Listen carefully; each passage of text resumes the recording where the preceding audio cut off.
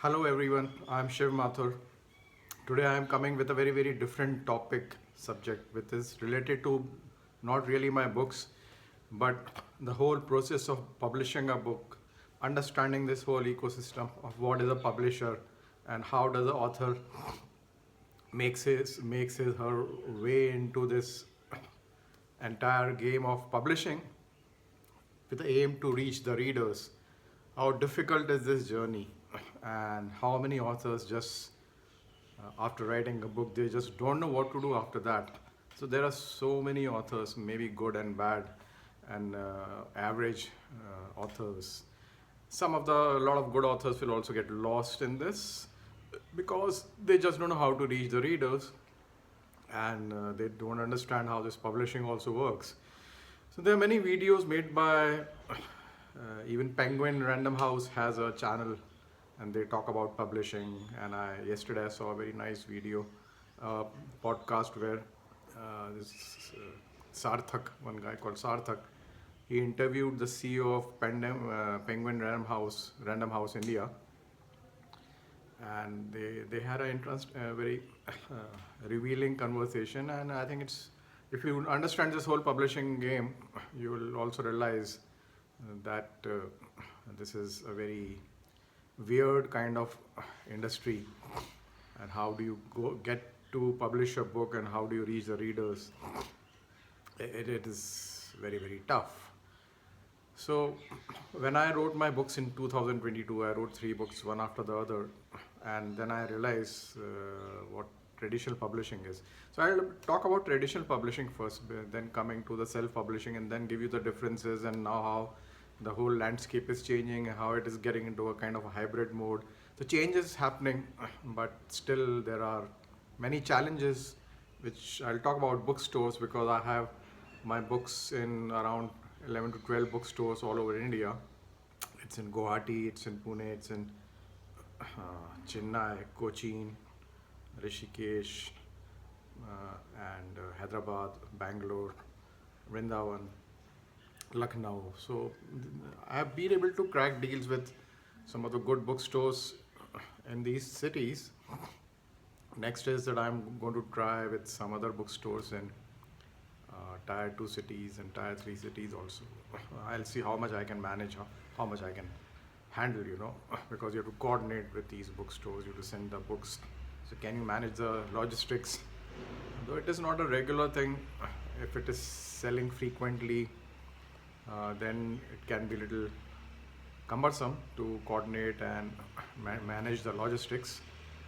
But it's not very difficult if you have a limited number of bookshops which you're dealing with.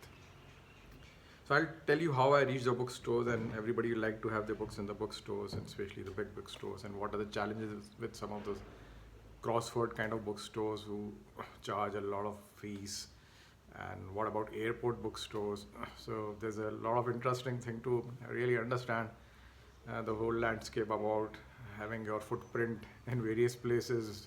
Any author will like to have his books, but again I will talk about what is an author, what is a real author, there are all kind of authors, and who wants to, what is the purpose of writing a book. There's a lot of things to be discussed.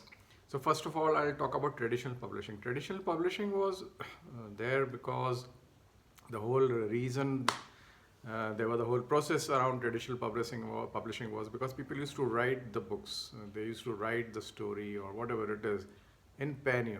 I'm talking about maybe 20 years back, 30 years back, 40 years back, where people were not really typing and on computers, and maybe those authors were not tech savvy or not so well versed with Microsoft Office. That was a time when there was no, books were written in pen on a piece of paper, and then the whole script used to go to the editor, the publisher, and the publisher is going to then read the script and then do those grammatical corrections. So when you are doing it manually, it's pretty cumbersome. So it used to take a couple of months. That's why the whole time to read, edit, and format. So after reading, when the publisher thought that this book is worthwhile, they like to publish it, then they will get into the editing, formatting, proofreading, all that process. and so there will be iterations back and forth between the author and the publisher and their editors, and finally the script will be ready. Then it'll go for printing, and it'll be typed, maybe typewriter and then computer, whatever it is. So that was the whole process. So it was actually quite a manual process also. So that's how the traditional publishers were there. And there was no digital medium for marketing, for access, for online bookstores. So it was all totally dependent on bookshops. So all books have to go to the bookshops, libraries. There was no online bookstore, there was no online catalog, nothing like online. So that's why this was traditional publishing. Now with the advent of technology, with the advent of author being able to even write the book on the computer, he can edit it also. Like I have edited my book, I have formatted my book, I've used Grammarly to edit, check grammar corrections. A lot of simple, normal grammatical errors can be checked through Grammarly, through Windows grammar spell check and all that stuff. So all that has become very easy because spell check is very simple. Just run a spell check. So it takes few minutes to do the entire book. And when you use Grammarly, it will take another 15-20 minutes or half an hour to do the entire grammar check.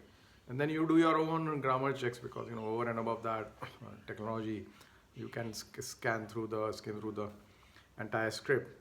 Then you get into the proofreading and you do the editing also and your formatting also. So when you're doing editing, you're still refining the script, the content, and then comes to once you're done with your content, the script, finalized it with all the editing and all, proofreading, then you get into formatting because formatting is also very simple. If you're good in MS Word, and if you've written a script in Word, generally people write in Word, then you do the formatting also. Formatting is little complicated when there are pictures, images, tables, because how to use that image, fit the images and manage those margins and spaces and all that.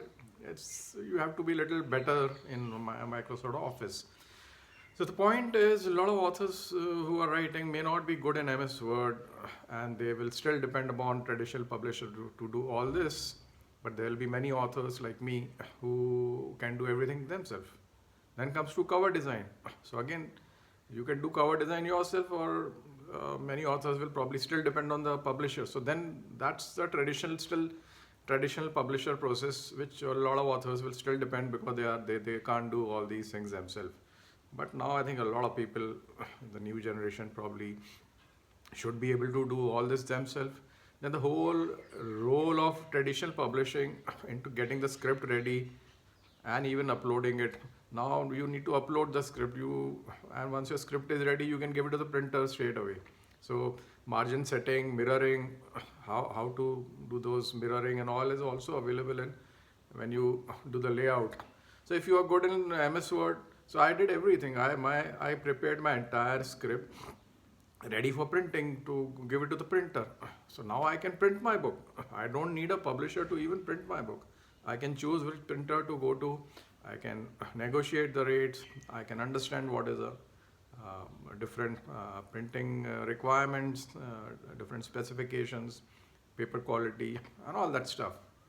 You can understand. You can do some research on Google and see some of the videos. You will get enough knowledge. I think it doesn't take more than, you may watch this 10-15 videos at the most, and you will have enough knowledge for yourself to really then take decisions and take the right path. So once all this is done, then the need for a traditional publisher is actually not there at all. And then still the publisher still trying to, if you go to a publisher, he said, no, we want a professional script. We want it as per the publishing standard, and they will talk all nonsense. But there can't be any great standards in this. You are the best judge because you are writing the book. You want what the reader wants to read. You understand the content. You understand your audience. You know what is your audience. You know what kind of font will be suiting there. Like I've used size 14 font, which has been really appreciated by most of the readers, because readers who are in the age of 40, 50, 60, 70, or even 80, if they see a larger font, they're very happy because there's a great readability, and you don't have to struggle with size 10 or size 11, 12 font. So choosing a font line spacing. You can have a one line spacing, you can have 1.2, you can have 1.4. So if you are also concerned about readability, not worried about just condensing everything in a certain number of pages, let it go a little more, let it have slightly more number of pages, doesn't matter. But if you are providing readability to the reader of a particular audience group which you are targeting, I think that's also a very important thing which probably a publisher will not even think of. And publisher is actually doing a job.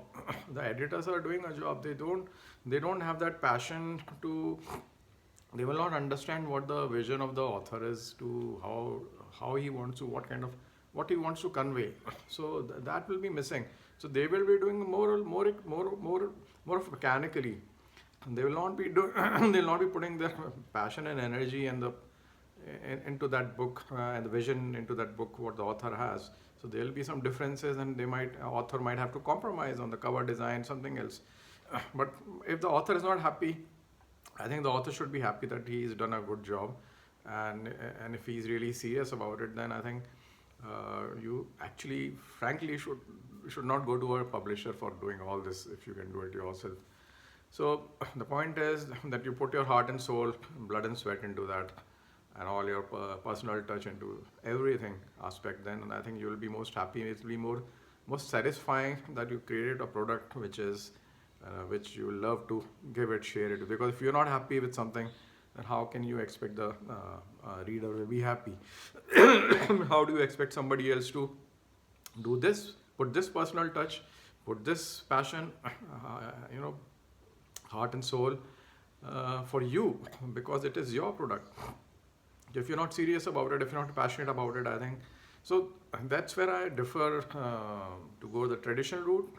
But yeah, there are people who can't do all these things. So for them, I think they will have to do that. So it's you have to decide how much, what all can you do, and what are your limitations and challenges, and what is your capability. Based on that, you can choose that. So this is what traditional publisher does. Now comes, once a book is published. Publish means what? Publish is nothing like it is gone and I mean, it is printed, like you just print the book. So this whole thing is called publishing, nothing else. And the whole idea, my book is published. So what do you mean my book is published? Book is ready, now it's printed. Now what next? This is the most complicated thing which I think even traditional publisher or any self-publishing author, everything will actually get stuck. After going through all the process, you're stuck here. Now traditional publisher has a standard, they have a distribution network. So some of the publishers are not distributors. Then doesn't make any sense. They won't do marketing, they don't do distribution. So some of the publishers are distributor come publisher, and there are some just distributors. So this is through distributor, or a publisher come distributor, who's a publisher come distributor. That's the only way you can reach the bookshops. Like some bookshops will tell me, no, you come through the distributor. Like Kitab Khana in Bombay, which is one of the most well-known bookshop in Fort Flora Fountain. They told me you come through India book distributor. So I've connected with India book distributor. I've written to the guy in corporate office, and he's responded to me positively. I really don't know what will be the fees and all, but I am awaiting the response. So if I go through India book distributor, and if they accept me and the terms and condition are fair, then then all my effort of reaching out to bookstores will be reduced. But what I'll be compromising, my margin will be reduced. If I go directly to a bookshop after printing my book, even if I give 40% to the bookshop, I still get 40% for myself. But if I go through a distributor and a publisher, they will not give you more than 10%. As an author, you will not get. So as far as money, okay, if you're a serious author, you may not be interested in making money. That's a different story, ball game. But finally, you have made a product, and if you've made it all by yourself, not using the traditional publisher, and even if you use a traditional publisher for doing just those things, but in the long run, this is only a one-time action in the process of publishing. After that, your book is going to sell for next 20 years, 30 years, 40 years, 40, 50 years, a couple of decades. Then the entire profit is actually going to somebody else. For all the The product who's created a product, he gets nothing. So what they say, you making a brand, and with your brand you will get other stuff. So they're telling that we are giving you a brand, you're a brand, like, what will I do with a brand? I should also get fair amount of share from the profit. So these people are pretty crooked, and they will not like to give anything to the author. They will all, the publisher, the distributor, the bookseller, shop, they will take all the share. Fine, they they are also into a business, so they need to make money. But then how do you share the pie? So I would call these are all middlemen, and they have established themselves in such a way that they have marketing guys who deal with the sales guys who deal with the bookshops, and so they try to control that. Try to control that. Like bookshop will tell, we will take only from the distributor. We don't want to go to independent authors. And they are right in some way, but they are wrong in some way because they don't want to deal with all kind of authors because there are all kind of authors. So obviously they will not like to deal with people don't understand business. They've just written a book and go to a bookshop. But you have to do accounting, you have to manage communication. There's a lot of things to be done. That's where the distributor comes into play and the publisher comes into play because they have those expertise to deal with the bookshop and manage it professionally. But and that is the reason they avoid authors. So even if you go with that kind of perception, the bookshop will shoo you away. But when you talk, they understand you. They know this person can deal with us professionally, will provide a proper invoice, proper documentation, proper coordination and communication, then they accept you. So a lot of people just don't know what is needed to do these kind of deals directly. So I have been able to do everything in free of cost, format my book, edit my book, and then print my book at the very minimal cost. Finally, I found a good printer. Earlier, I found a very expensive printer, but now I've got a good printer. So if I continue to print with those printers, I'm managing my margins pretty well, and I'm able to give 40% to the bookshop. And I should also probably get a good amount from that. So this is what happens. Now they call it self-publishing. What is self-publishing? Self-publishing is they allow all the authors to publish. And what is self-publishing? Again, the author is doing all this, and these self-publishing platforms are also telling, like Notion Press, from where I publish, we'll do editing, we'll do this. So they have packages. If you want to do this, so we'll give you that. And if you don't do it, you can just upload your script on the portal. But what happens by uploading the script? They are only giving you print-on-demand service. Basically, what they are only POD providers, print-on-demand service. These self-publishing platform like Notion Press, they are only giving you print. So they have a printing capability and they give you a book on demand. Now traditional publishers, earlier they used to print book in bulk, 500 copies, 1000 copies. But that involves a lot of costs. So publishers used to bear that cost when they decided to take the author, and they also gave advance royalty. But now, because the book sale is down by 70%, so this is the input I've got from various bookshops and publishers. So because of the downward trend of the market and this advance royalty and the publisher bearing the cost, production costs, is now being passed to the author. So almost the publishers are now passing all this burden to the author. So the authors are shelling out money.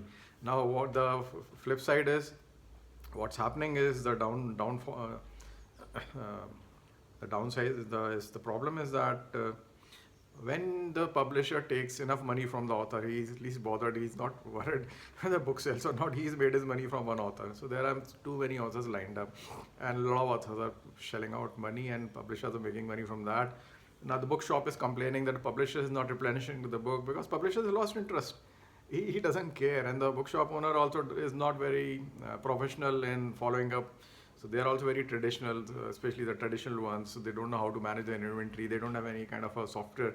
They're not using any kind of a point of sale software and inventory management software to keep track of the sale and all.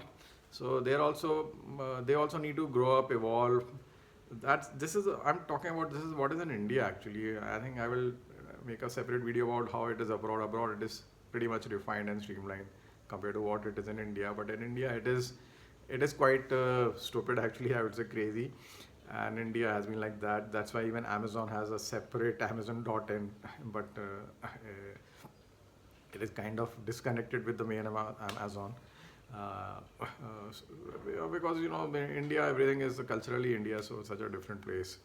So the bookshops are also telling that the publishers are not taking interest. So publishers are taking money. So if you really are so keen to go for a traditional publishing, and you need to really understand what is traditional publishing. Traditional publishing is a thing of past actually, and one fine day it has to just go. Now these, what will happen to these distributors and all? They will face challenges because ultimately a lot of publishers are now switching over to hybrid mode. So now they're calling, we are also, so you have publishers have imprints. Many big publishers have many imprints, like Penguin Random House has got I think 100 or 300 imprints. So imprints are different sub publishing platforms they have. Probably they cater to different categories. So they have an imprint for certain category of books or imprint for something like that. So uh, if you go to a publisher, he'll have imprint which is now self-publishing. So what he's doing is he's doing the same thing. He's still giving you those packages. So he's creating a self-publishing platform and also running a traditional platform. And traditional platform is actually defunct now. Frankly, slowly with the advent of technology, people becoming more tech savvy. With everybody who can actually make the manuscript ready. So the job of traditional publishing is actually gone. So they are slowly, quietly, without making noise, they're quietly creating the self-publishing platform. Still, they don't want to, say I am a traditional publisher, because that kind of ego is there that I am a traditional publisher. In the market, even the bookshops, you are a self-publishing author, you are a traditional publisher. Have you published it? Are you self-published? So if you're self-published, there's a perception self-published. They don't want to deal with self-published. They still want to go to traditional publisher. So there's understanding, and there's a lot of chaos in the market actually in that sense. And the old bookshop owners also don't really understand the whole, behind the curtain drama. I'll call it, this is a behind the curtain drama which people don't really understand. These bookshops don't understand. Slowly, some of the bookshops are really understanding, and they are also getting a little bitter with the publishers. And so there has a change has to happen. The transformation has to happen, and authors have to transform. Bookshops have to transform. They have to change. They have to change with the changes the technology is bringing and the capabilities which are available. In the way the whole process of getting a book ready, I won't call it publishing. I don't call it publishing. Getting a book ready, getting a book ready to the market. So you just create the product and you just go to the market. What is publishing? There's nothing called publishing now. You can make your product ready and go to the market. How do you reach the market? Should you go to the distributor or should you go directly? So fine, distributor still comes into play because it is easy to manage the various shops. But you will lose your margin. That's okay. I mean, I'm not worried about reducing my margin. No, if 40% shopkeeper is taking, distributor should take 20%. I should take 20, and or maybe 25, 15. Fine, it's okay. But probably they will give you 7 or 8 or 10. So there should be some increase in the margin there. But yeah, to manage so many bookshops, they have team of people and they have employees. They need to pay them salary, manage the logistics, warehousing. So when you are a distributor, it is not so easy to become a distributor. Then you have to do warehousing. So you are adding costs to that. So if a bookshop can deal with suppose 100 authors, 200 authors, 300 authors, they decide this is my genre, this is my category. So if we can directly, so in the entire middle men will be removed, and you can author, printer, and shops. That's all. If you really see what you need, author, printer, and a shop. You don't need anybody else in between. If I have a bookshop and I can deal with 300, 400 authors, I just sell books of 400 authors maybe, or maybe 1,000 authors. I mean, how many can I really store in the shop? All depends upon the shops. If I have a very big shop, probably then I'll have an employee who will only manage maybe 2,000 authors. So then I can have one employee. Rather than managing a distributor, I just hire one person to manage these shops. So shops, there can be a platform like a website which does the exchange, like author releases a book and the distributor directly sees the author and sees the book and decides to order it. What is happening is these Ingram Spark, which is the biggest distributor in the world, then Gardner's in UK and Europe, and then you have many distributors in India like India Book Distributor and all, Prakash Book Depot and Jayco. So these big ones, they have the catalogs. So so these shopkeepers decide which book to take.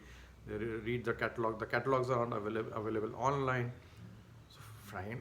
frankly, if somebody, like if you see Airbnb, what is Airbnb? Airbnb is a provider of service. It's just an aggregator, aggregator between people who are traveling and who are hosting, who have the accommodation.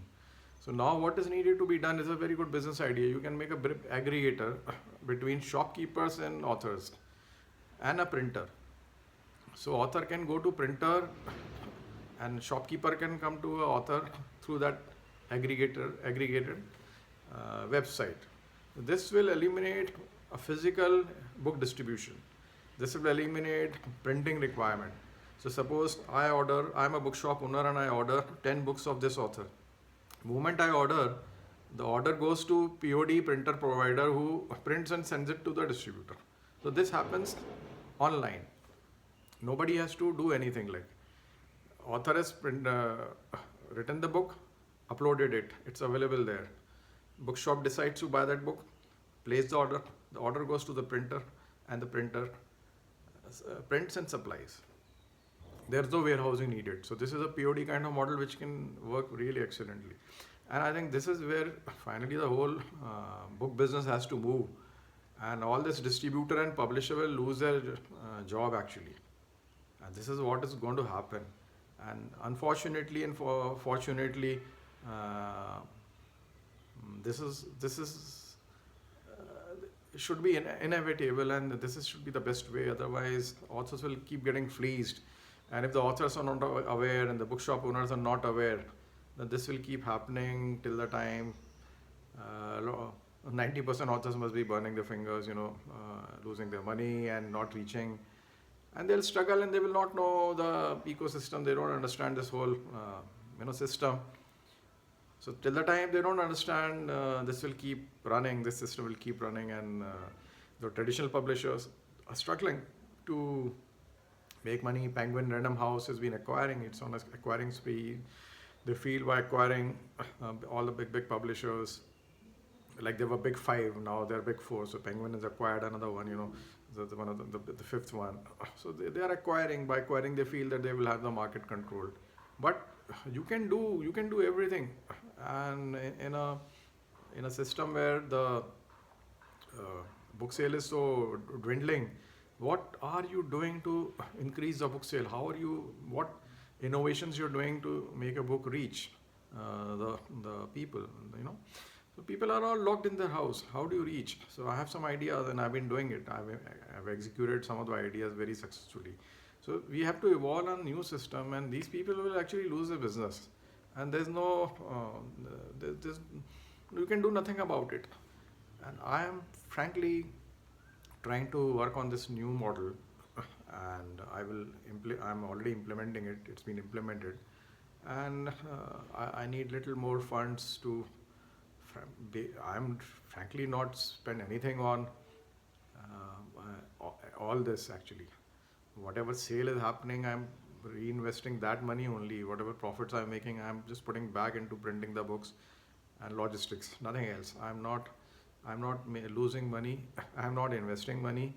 I'm going slow, and I'm going to break all this nonsense, the middleman nonsense, and slowly break through the chain, and then replicate it create. If I can create a platform like that, but that needs some effort, because it's like a startup when you create that, because you need to do a communication with. But yeah, it can build up over a period of time. Like Airbnb came up so many years back, decades back, and it was doing so well. It was not a known kind of a great business. Nobody knew it, but it was making a lot of money. It was just aggregating and doing nothing, sitting just you have a exchange, like a telephonic exchange, which is just transferring calls from here to there, connecting calls. So aggregator is what it's just doing, connecting. You created a platform, and you're taking your commission for every transaction. So if such a platform can be created, all these people will lose their business, and who will be benefited is author will finally get benefited, because bookstore will still continue to take that kind of margin. And ultimately, if you see in the long run, you can have online, many authors who are popular, they have their own website. They sell their books directly. They don't even go to the bookshop, so they're getting all the margin.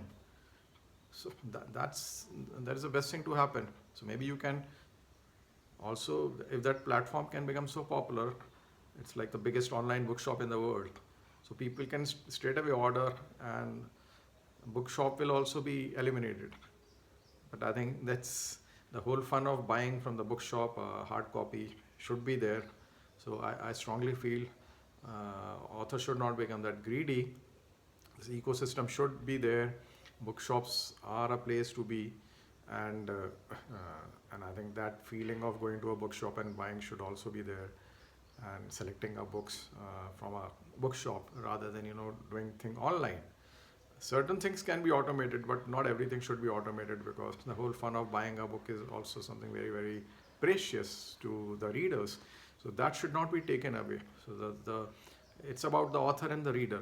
It's about the author and the reader, and the bookshop is a very important place in this whole scenario ecosystem. But the others are a middleman, and they were needed that time. They were also needed for the convenience they were providing, which the author doesn't have time to do that. So in that scenario, that can still work.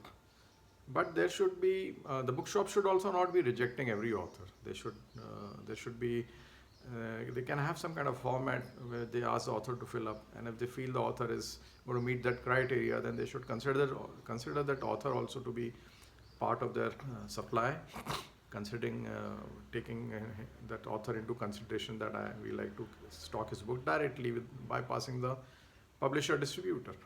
So they can be, but how do you standardize? How do you sensitize all the bookshops?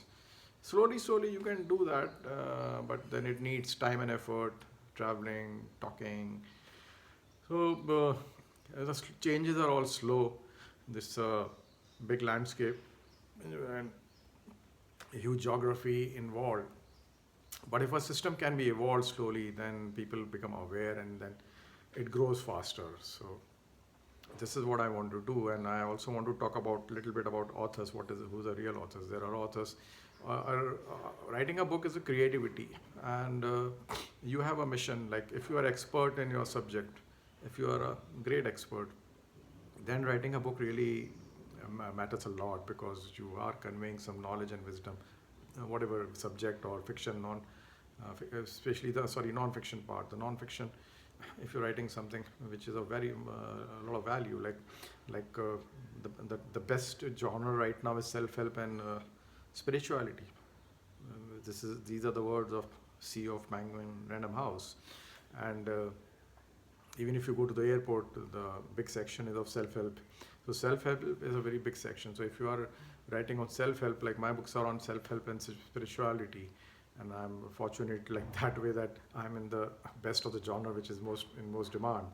So if you have some expertise and you feel it is of a lot of value to the people, then you are passionate about it, and it's like a mission to reach out with that, so that that value goes to the reader and they benefit from that. So the whole intention is that the author is actually creating something worthwhile from his experience and wisdom.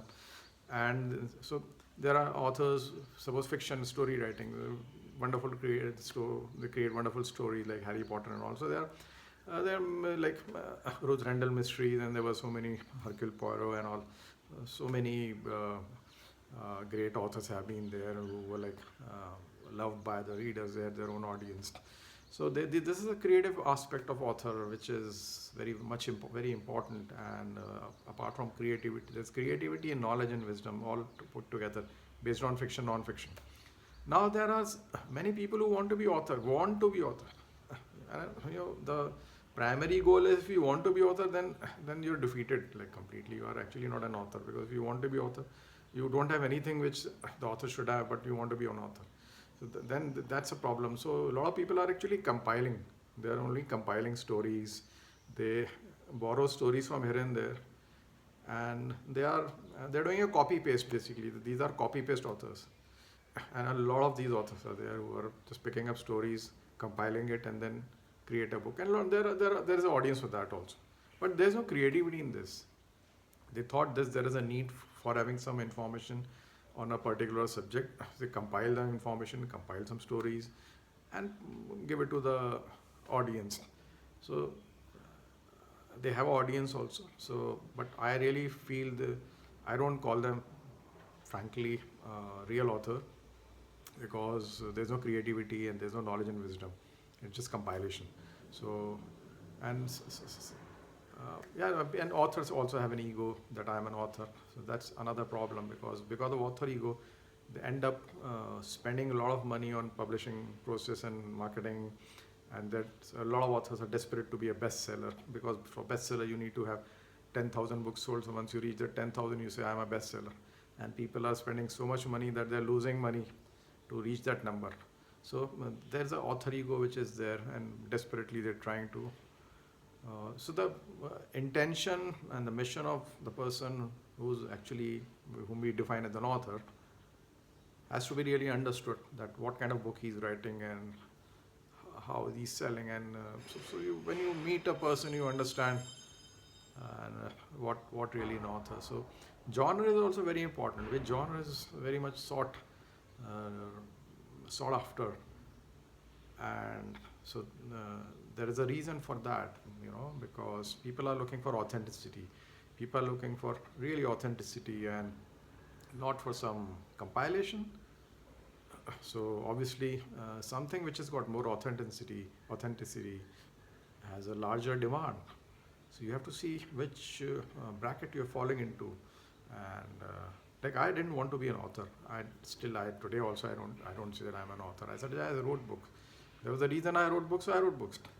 But I don't claim that I'm an author. I mean, you don't put labels to yourself. You can have so many labels. So what is the need to put labels? You just had to do something, you did it. Now, by doing it, are you really serious about reaching out to people? That is what needs to be understood. So I think I need to close this video because I have something more to do, and I will continue with something which I have missed out. These are very interesting and important, and we'll go further understanding this whole landscape. Thank you.